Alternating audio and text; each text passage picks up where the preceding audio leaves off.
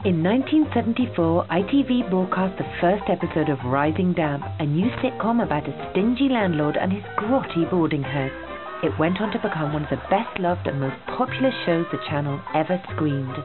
It's an extraordinary story of success, laughter and loss, which makes Rising Damp one of the classics of British television comedy. One of the main reasons for its success was Leonard Rossiter. I think he was a genius. Sorry, Brenda. Quite firm. You know he's going to try something, and you know it's going to be a disaster. Could I have a double portion of Mother's Ruin and a bottle of your very best Slimline? Rising Damp dealt with racial prejudice in the way that it actually was. Now look at that. You wouldn't think a few years ago he was pounding coconuts with a sharp stone. The thing about Rigsby is he always got his comeuppance. No, you see, you're going to try and surprise me, but I'll surprise you by the speed of... It was brilliantly written and brilliantly acted. I mean, what else do you want?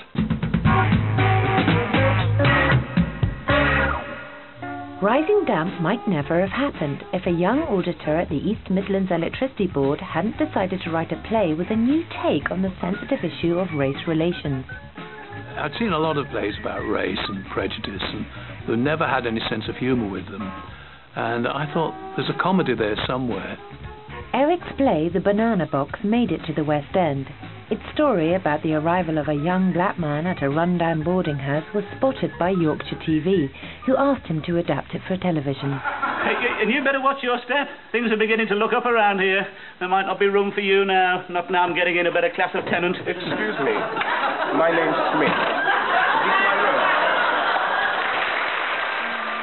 I read a lot of books on African culture and created a character, making him a prince. I suppose because I didn't really know an individual black man. Don Warrington had only just left drama school when he was cast as Philip Smith, the African student who claimed to be the son of a chief. It was terrifying. It was terrifying because I was trained to do serious stuff, and out of the blue comes this sitcom. And at the time, I have to say, people rather looked down on sitcoms. Don't worry now then, Monolulu. What's your little game, eh? Do you think you can start that sort of thing round here that happens to be a respectable house? Oh, don't be ridiculous, Rigsby. He's perfectly respectable. He happens to be the son of a chief. Son of a what? Son of a chief. A paramount chief. Oh, my God. Son of a chief, and he never said nothing to me. He doesn't want anybody to know. He wants to be bloody secretive. I'm trying to lead an ordinary life. All I want is to be left alone. Rising Damp may have been a sitcom, but Don's portrayal of Philip changed the way black people were represented in all types of TV programmes. Here was, for the first time on British television, a black sitcom character, beautifully spoken, highly educated, a man of learning. He was like a real person.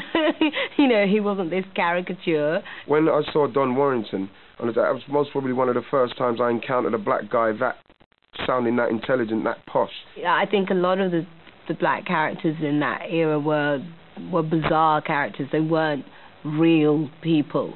When Eric created Philip, he created a character who was more English than the English. In actual fact, he was everything that poor old Rigsby aspired to be. Son of a chief, eh? It's not important. Oh, no, it's not important. You don't have to tell me that. Just your luck, isn't it? Suppose you come from an old family, huh? Yeah. Yes, born to it, yes. Before taking the part of Rigsby, Leonard Rossiter was already a well-established actor, best known for his comedy roles. Leonard was a great teacher. He would say to me, if you do it the way you're doing it, it isn't funny.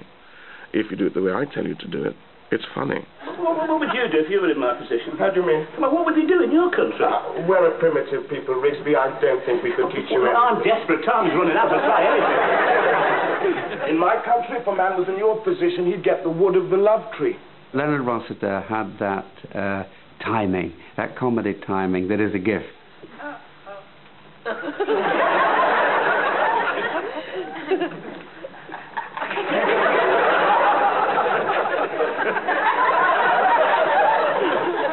I've got me this wood, haven't I? Basically, what the show was about was unrequited love. Rigsby's obsession with Miss Jones upstairs. You could see that the man was he's just desperate. Every bone in his body wanted to just hump a leg. Stop wafting it around. You'll start a fire. I'll start a fire, all right, Miss Jones. Have you noticed anything yet? Yes, but it's falling smell. Before taking on the role of Miss Jones in Rising Damp, Frances de la Tour had worked with the Royal Shakespeare Company. No one realised this serious actress was about to create one of the classic female characters of British sitcoms. I don't know what you've got in mind, Mr. Rigsby, but nothing's going to happen. Give way to me, Jones. Don't fall to give way to it. Give way to it. I've no intention of giving way to it. Please extinguish your stick. Frances de la Tour brought something very special to Miss Jones. I mean, it was the gaucheness, the coltishness, the sort of refined, repressed spinster. Frances de la Tour is just sublime. I mean, perfect performance. Well, this is what fire you can't quench, Miss Jones. Didn't see about that.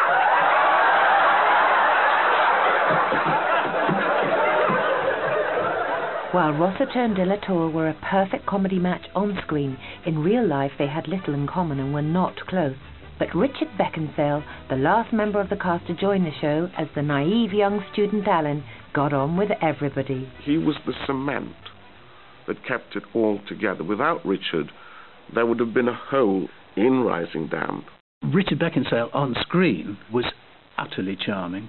Young people could identify with him. You're a member of the Permissive Society. You're supposed to know where the erogenous regions are. I know where the Himalayas are, but I've never been up them.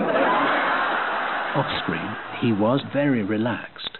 Because of this relaxed attitude, he could cope with Len's temperaments. And when Len lost his cool, it was always Richard that could pour oil on troubled waters. You know your trouble? You're becoming demented. It's lack of food. Yes, I know it's lack of food. Then I'll get you a nice glass of water.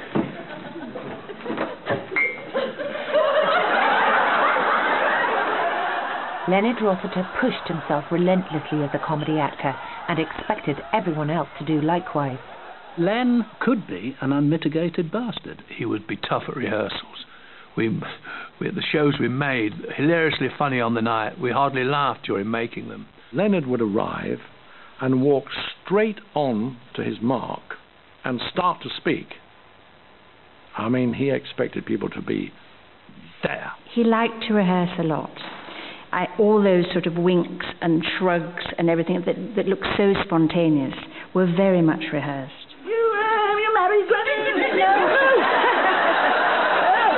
I suppose you never had the time, eh? Out in all weathers, fighting your way through snowdrifts. Still, I must say it's done wonders for your complexion, eh? It was irritating, I have to say, because you think, God, we're going to do this till 4 o'clock. You know, what else can we do? 2-minute scene, maybe. But I realised when I saw it why he worked like that. Oh, goodness me. Oh, we appear to be standing under the mistletoe, look. Are we? You can't quarrel with fate, eh? But Mr. Rigsby, I'm in uniform. Right, I don't mind. Mr. Rigsby, please. You're tampering with the Royal Mail.